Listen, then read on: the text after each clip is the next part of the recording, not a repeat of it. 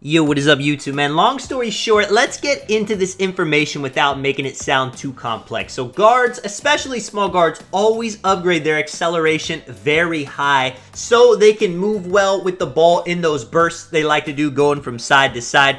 Come to find out, those fast bursts are more tied to the Speed Booster badge than they are acceleration. Mike Wang, the gameplay director, said acceleration is only used for first steps from a dead stand. So pretty much when you catch it and explode out, and for triple threat sequences. So what this really means is you can just upgrade your acceleration to the point where you get the Speed Booster badge level you want, and then you don't have to worry about it. This is going to change a lot of PG builds. Right here, I'm going to be showing you guys, a small PG that a comp pro-am player, a comp stage player might make. I'll also show you guys a version of the 6.6 that players are starting to make, especially since they found out this information. And this is big because as you guys can see, you're going super high on ball handle speed with ball, three-pointer, of course. I mean, those are necessities for a small guard.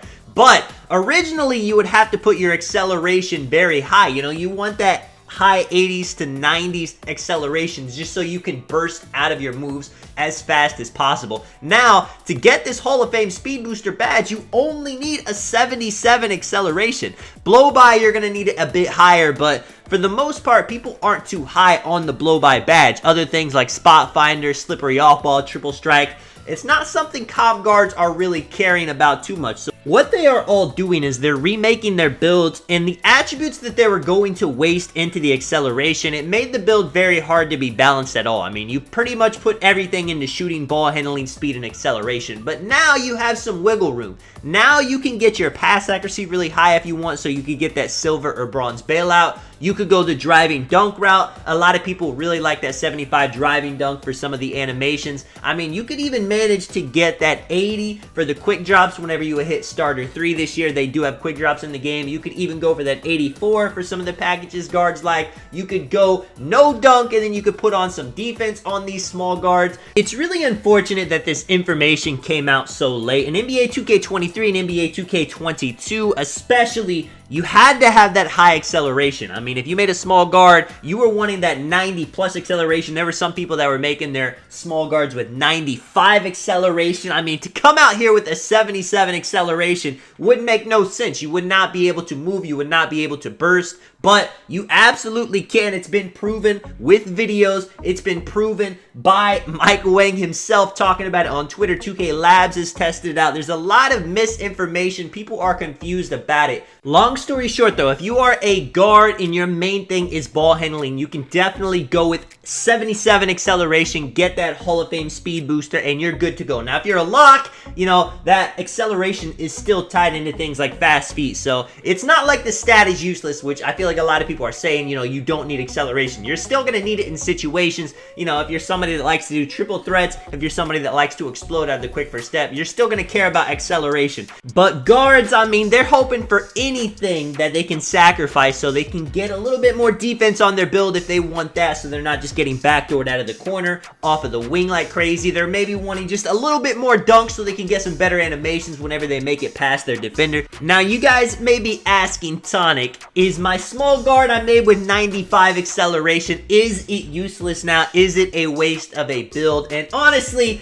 it's not that serious. If you made a guard with acceleration, if you made a build with max acceleration, and maybe you don't need it, it's fine, It's not like it's going to be night and day difference if you had that acceleration lower and put it on dunk, put it on defense. The top players, people that play pro-am, people that play stage, everyone that's trying to sweat away at this game 10 hours a day, of course, they're going to get rid of all those builds and they're going to make a new one because they have to have the peak performing build. Just at those highest levels the game is played, you have to have the best builds to compete. But at the normal level of 2K, for 98% of games in Rec, in Park, in Ranked Pro-Am, I mean, even in like a regular stage, if you're not in a super sweaty comp stage, you are going to be absolutely fine. If you guys were curious too, and if this is your first time to my channel, if you want to drop a like, subscribe if you're enjoying it, I do appreciate it a ton. But I'm not a small meta guard. That is not my playstyle. I am not a big fan of making a offensive tiny PG with no defense, hiding on defense. I like more well-balanced builds. This isn't affecting those type of players very much.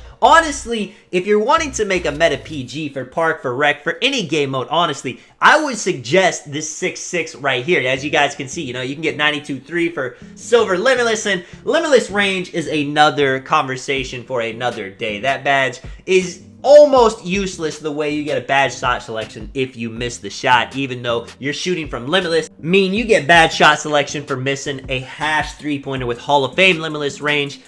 I mean, it's wild. There are a lot of things in NBA 2K24 that definitely need fixed. I mean, the standing dunk meter is dependent on your driving dunk. I mean, what are we even talking about? But like I was saying, though, if you want to make a more meta-type PG, go for something like this, a 6-6, get a high 3-pointer, great ball handling, you can get that gold speed booster, and then you can decide if you want to have finishing, if you want to have defense. You can make a well-balanced build so you're not going to be a liability on the court. Let me know what you guys think about this. Let me know what you guys think about guards. Let me know what you guys think about NBA 2K24 in general in the comments. This is Tonic Man. I will catch you guys in the next one. I'm out. Peace.